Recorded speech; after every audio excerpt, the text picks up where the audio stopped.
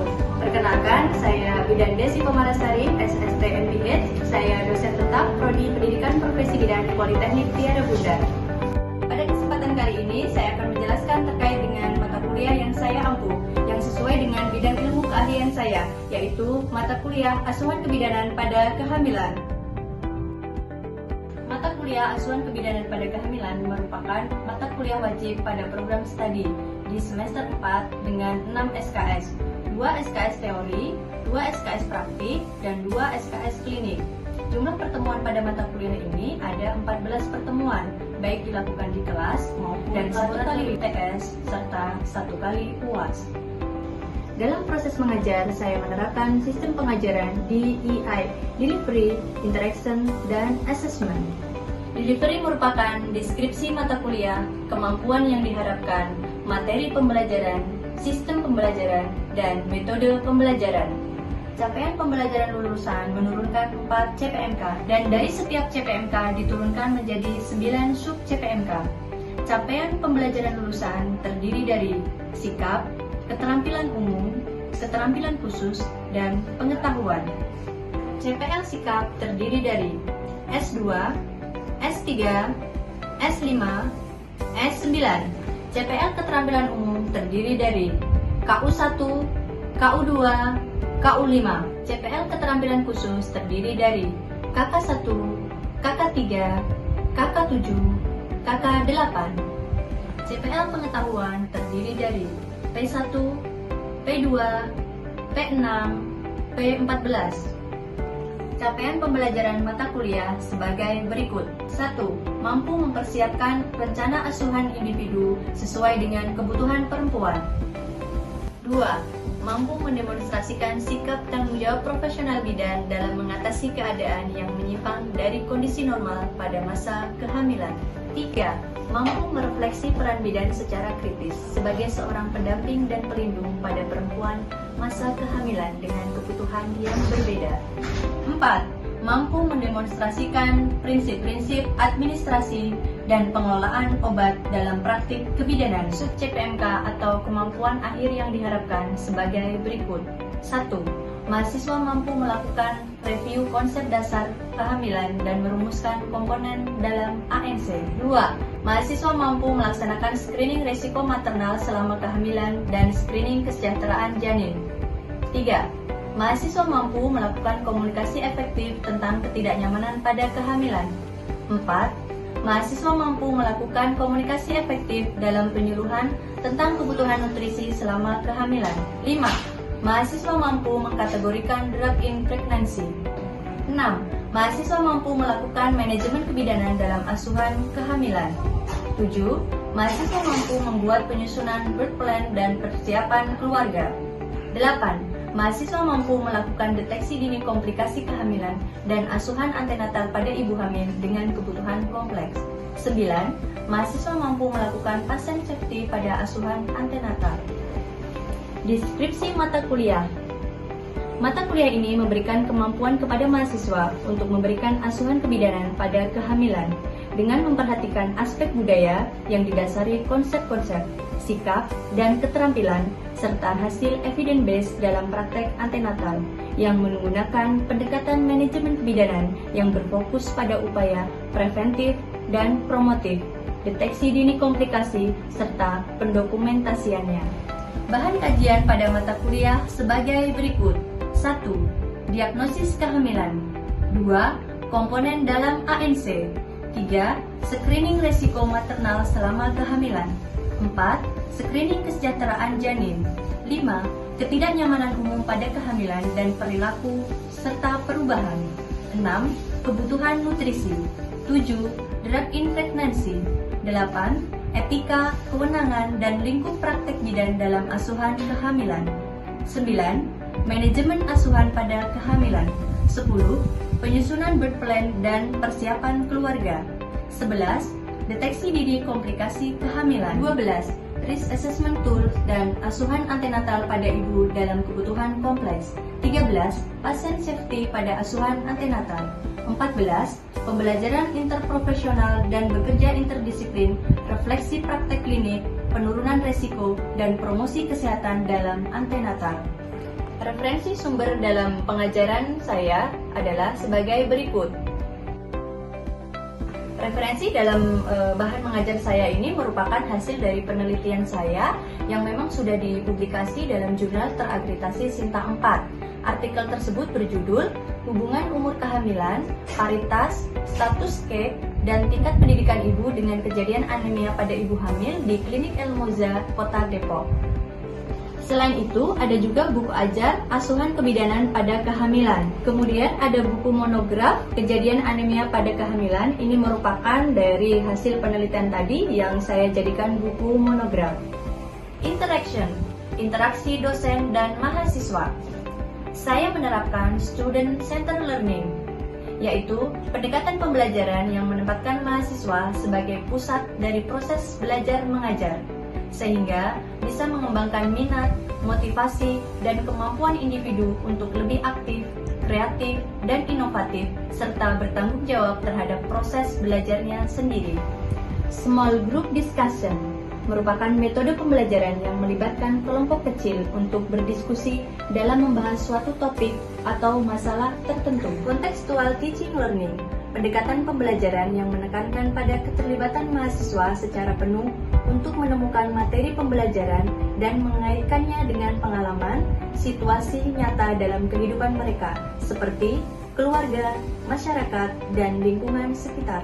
Problem-based learning, pendekatan pembelajaran di mana mahasiswa belajar secara aktif dengan berpikir kritis dan memecahkan masalah secara kolaboratif.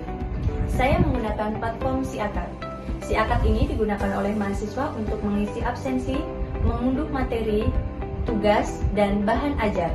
Assessment, memberikan penilaian kepada mahasiswa secara objektif dan transparan, dengan rincian sebagai berikut.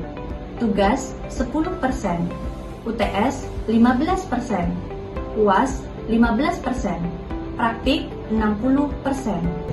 Selanjutnya, saya akan menampilkan proses mengajar di kelas. Selamat pagi. Pagi, Bu.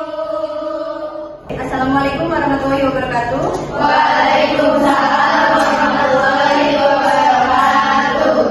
Ya, pada pagi hari ini kita akan melanjutkan perkuliahan ya. Tapi sebelumnya kita akan berdoa terlebih dahulu untuk memulai pembelajaran pada pagi hari ini. Mungkin ketua kelasnya bisa memimpin berdoa terlebih dahulu. Silakan ketua kelasnya memimpin berdoa. Baik, semuanya sebelum kita memulai pelajaran hari ini, alangkah baiknya kita berdoa sesuai kepercayaan masing-masing. Berdoa dalam hati, mulai.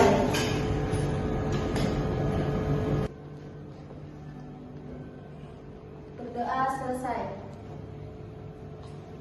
Ya baik, sebelum kita mulai pembelajaran pada pagi hari ini, untuk semuanya sudah absen belum di SIAKAT-nya? Sudah, Bu. Ya baik, berarti sudah hari ini masuk semua? Masuk. Ya, berarti masuk semua ya. Nah, untuk hari ini kita kan akan belajar perkuliahan terkait dengan asuhan kebidanan pada kehamilan ya. Nah, ini masuk ke materi ke-11. Nah, tapi sebelumnya Ibu akan membahas terlebih dahulu untuk materi di minggu lalu. Nah, di minggu lalu kita sudah belajar terkait dengan bagaimana sih perencanaan untuk persalinan ya di minggu lalu. Nah, kira-kira siapa yang masih ingat untuk materi di minggu lalu? Perencanaan persalinan. Nah, apa sih yang direncanakan sebelum bersalin? Ibu menyiapkan pendamping persalinan. Ya, untuk yang selanjutnya apa? Siapa yang menolak persalinan, Ibu? Ya, yang selanjutnya apa lagi? Menentukan tempat persalinan, Bu. Ya, berarti satu lagi apa? Antisipasi kegawat daruratan, Bu. Baik, kita akan mulai ya untuk pembelajaran pada pagi hari ini. Nah, untuk materi pada hari ini adalah deteksi dini komplikasi kehamilan. Nah, yang ini merupakan materi ke-11 ya, pada pertemuan ke-11, asuhan kebidanan pada kehamilan. Nah, untuk tujuan pembelajaran itu sendiri adalah mahasiswa mampu melakukan deteksi dini komplikasi pada kehamilan. Nah, untuk materi ini saya mengambil sumber dari penelitian yang sudah saya lakukan, di mana penelitian ini sudah dipublish di jurnal terakreditasi Sinta 4. Nah, ini terkait dengan anemia pada ibu hamil ya. kemudian saya juga menulis buku ajar asuhan kebidanan kehamilan. Nah, kemudian ada juga buku monograf kejadian anemia pada kehamilan. Nah, buku monograf ini saya kembangkan dari hasil penelitian saya. Kemudian ada buku saku cegah anemia pada kehamilan. Nah, ini dalam bentuk buku saku ya, yang terkhusus memang terkait dengan anemia. Nah, untuk selanjutnya ini ada terkait, nah tadi kan membahas terkait dengan deteksi dini kehamilan. Untuk pengertian dari deteksi dini kehamilan adalah upaya untuk menemukan penyimpangan yang terjadi selama kehamilan secara dini. Nah, jadi kita melakukan deteksi dini. Deteksi berarti kan mendeteksi atau kalau deteksi itu apa istilahnya yang mudah dipahami gitu. Saya Bu, ya deteksi itu kayak screening awal, jadinya lebih cepat ketahuannya penyakitnya apa, jadinya penanganannya juga bisa lebih cepat dan lebih efisien. Deteksi ini kita melakukan screening awal, jadi kita mendeteksi apakah ada kelainan pada kehamilan ibunya gitu kan. Nah, ketika sudah ditemukan ternyata ada komplikasi pada ibunya, nah segera kita tangani gitu ya, supaya lebih cepat ditangani untuk gejala komplikasi tersebut.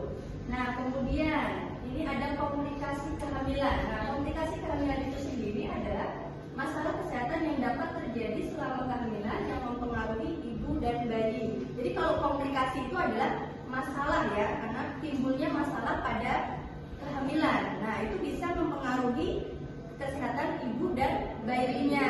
Nah, ini kan sudah tahu nih komplikasi kehamilan ya. Berarti kita akan coba apa saja komplikasi kehamilan tersebut. Nah, kita akan simak, kita lihat gambar di depannya. Nah, kira-kira ini komplikasi kehamilan apa? Perdarahan. Lihat dari mana? Kok itu tahu perdarahan? Ada darahnya yang keluar ya dari bawah. Nah, kemudian di sini kita jelaskan perdarahan ya. Jadi perdarahan pada kehamilan itu bisa terjadi pada awal kehamilan. Biasanya apa?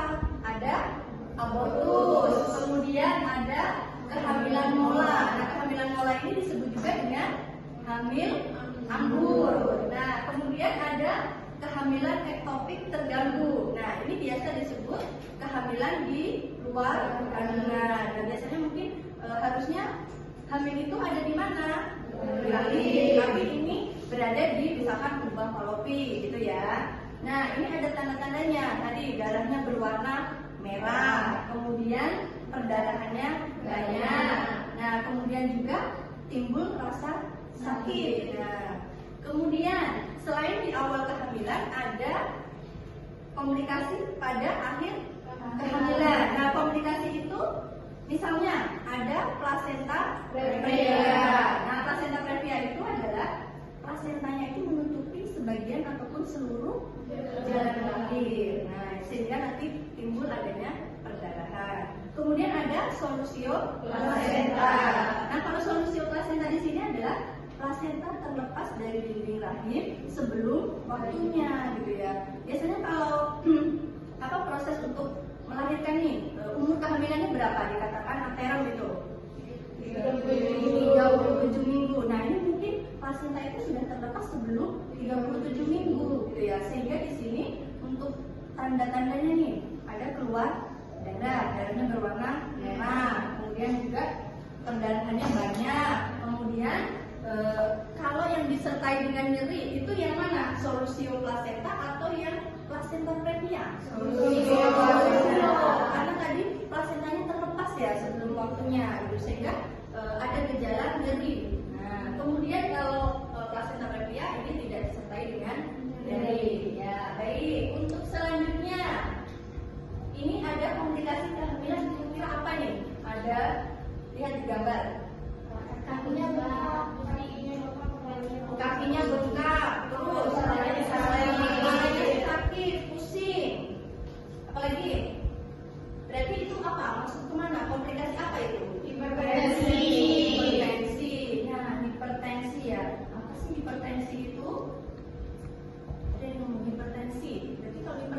apa? Ditandai dengan apa ini? Hipertensi itu dikatakan oh ini hipertensi ibunya. Berarti kenaikan tekanan darahnya. Yang normalnya harusnya berapa?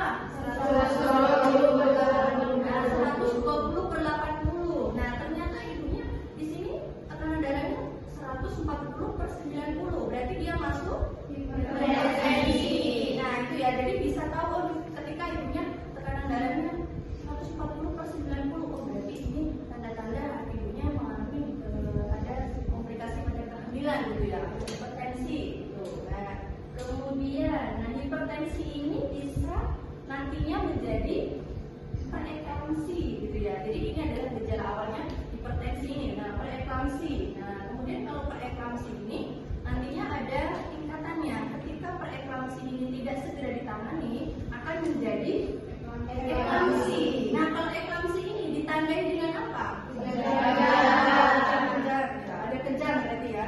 Kalau hanya hipertensi aja tekanan darahnya tinggi tapi tidak disertai kejang, nah itu masuk di dalam kategori preeklamsi gitu ya. Nah, kalau memang disertai dengan kejang berarti itu eklamsi. Nah, bisa membedakan ya. Nah, selanjutnya, nah ini tadi, oh tanda-tandanya tadi ya, ibunya ada pembengkakan di kaki, tadi tanda-tandanya. Kemudian apa? Ada sakit kepala. Nah, biasanya juga disertai dengan mual muntah dan juga nyeri pada epigastriknya, gitu ya, nyeri ulu hati gitu. Nah, kemudian di sini ada apa lagi kira-kira nih komplikasi pada kehamilan? Ketuban pecah dini. Kok bisa tahu ini ketuban pecah dini? Ya, baik dilanjutkan. Komplikasi kehamilan selanjutnya apa? Ketuban pecah dini. Ya, ketuban pecah dini ya, karena di sini ada cairan yang keluar. Bedanya tadi kalau darah dia ada warna merah. Tapi kalau ini ketubannya berwarna bening. Jadi ada bening-bening gitu ya. Ya, beda dengan yang perdarahan tadi. Nah, ini ketuban pecah dini. Nah, dikatakan ketuban pecah dini berarti ketubannya itu pecah sebelum waktunya. Nah, waktunya tadi umur kehamilan 30 ya. Kemudian selanjutnya ini apa? Anemia. Anemia. Nah, ini ada ibu hamil dengan tablet MDR. Nah, berarti dikatakan anemia pada ibu hamil. Anemia pada ibu hamil itu apa? Kekurangan sel darah merah, Bu. Kekurangan sel darah merah. Nah, itu ditandai dengan apa? Oh, ini kita bisa menilai. Oh, ibunya anemia. Ibunya pucat.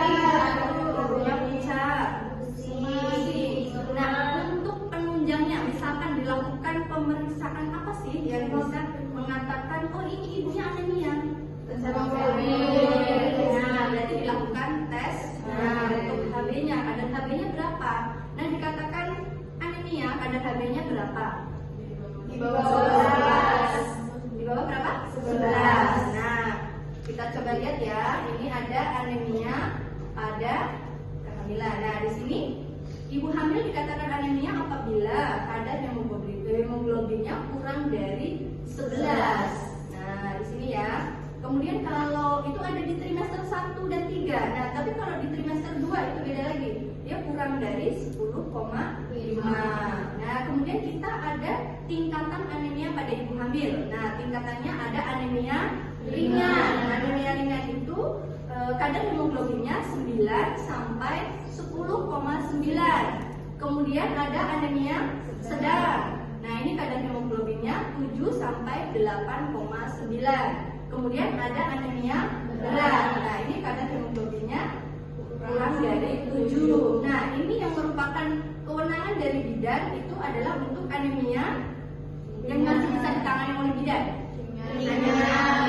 Nah, ketika ibunya sudah ada di anemia sedang, anemia berat, nah berarti kita akan melakukan rujukan. Kita bawa misalkan apakah ke puskesmas gitu kan ya, ke rumah sakit yang memang kita sudah kolaborasi dengan rumah sakitnya seperti itu.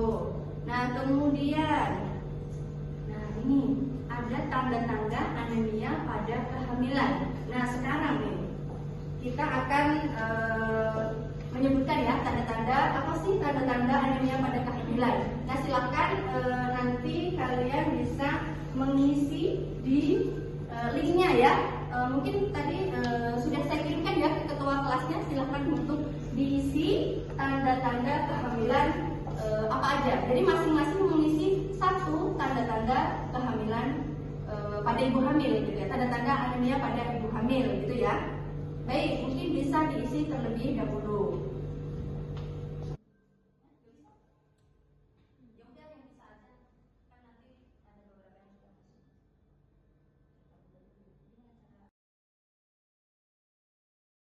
Ya, jadi ini tadi adalah hasil kalian mengisi menggunakan ini ya aplikasi Mentimeter Block gitu ya. Jadi mahasiswa mengisi tadi tanda-tanda anemia pada kehamilan. Nah, sehingga hasilnya seperti ini. Nah, kemudian kita akan melihat apakah benar tanda-tanda anemia pada ibu hamil yang sudah kalian isi tadi ya. Nah, kita akan bahas bersama-sama. Baik, nah tadi sudah mengisi ya. Nah, kita lihat tanda-tanda anemia pada ibu hamil. Nah, tadi ada yang mengisi cepat lelah ya.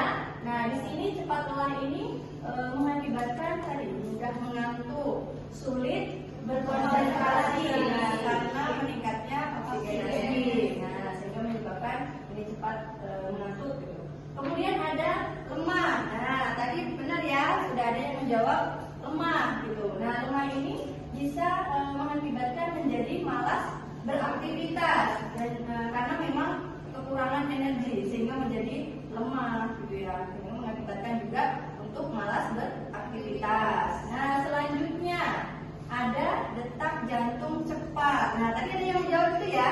Nah, ini di sini ada peningkatan kecepatan denyut jantung karena tubuh berusaha memberikan oksigen lebih banyak ke jaringan ya, sehingga detak jantungnya lebih cepat.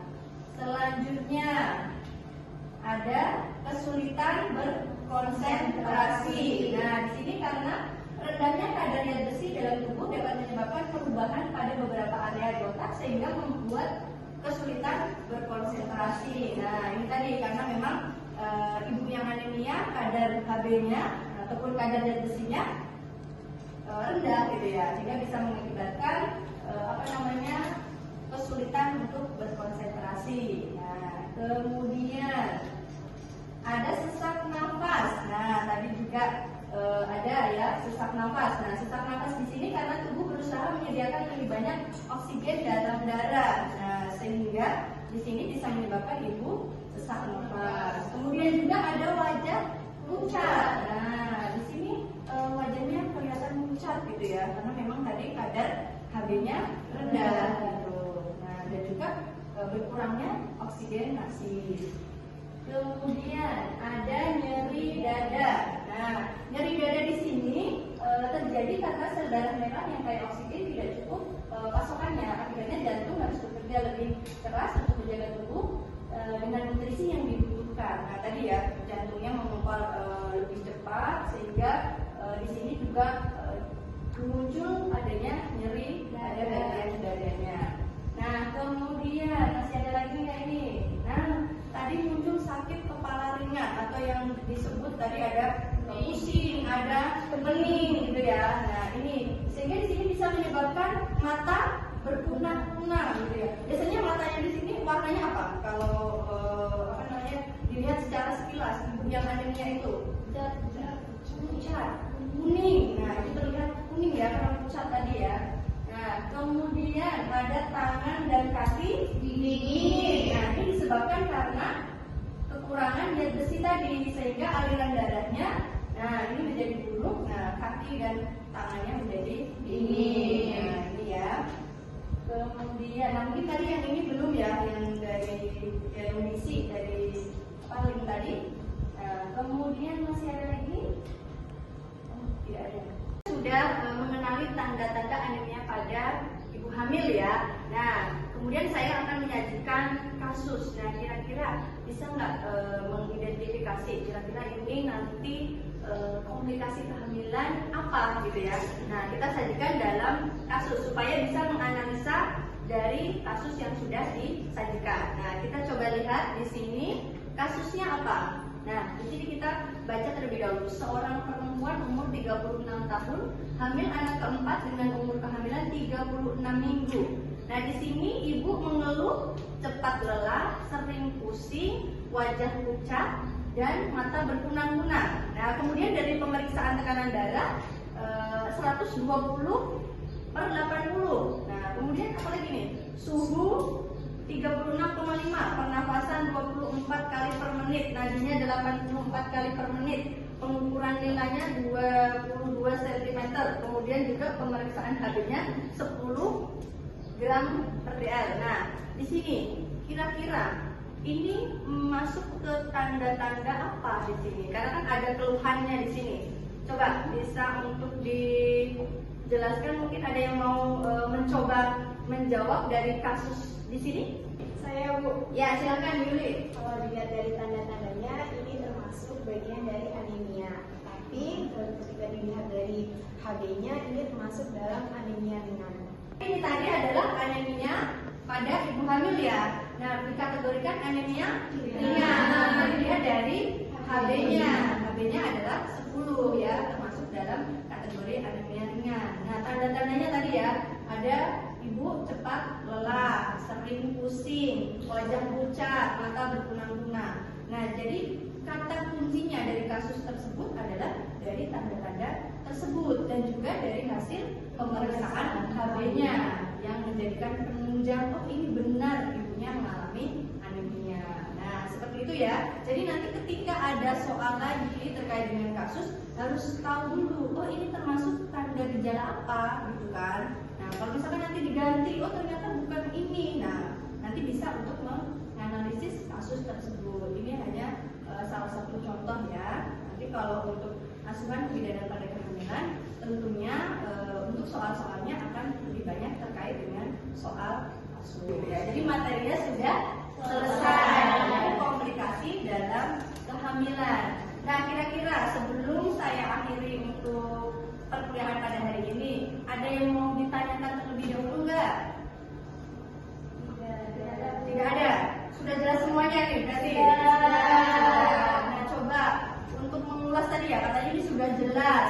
Coba ibu mau bertanya dulu untuk mengulas materi yang sudah disampaikan tadi. Nah, ini kan tadi membahas terkait deteksi dini komplikasi pada kehamilan. Nah, untuk komplikasi kehamilan sendiri itu ada berapa macam? Coba nanti bisa disebutkan. Siapa dulu? Komplikasi dalam kehamilan. Siapa yang mau jawab? Saya akan jawab Bu. Ada perdarahan sama ketuban pecah dini. Ya, tadi ada perdarahan dan juga ketuban pecah dini. Ya, kira-kira ada apa lagi komplikasi kehamilan? Saya Bu, Ya, ada hipertensi sama anemia.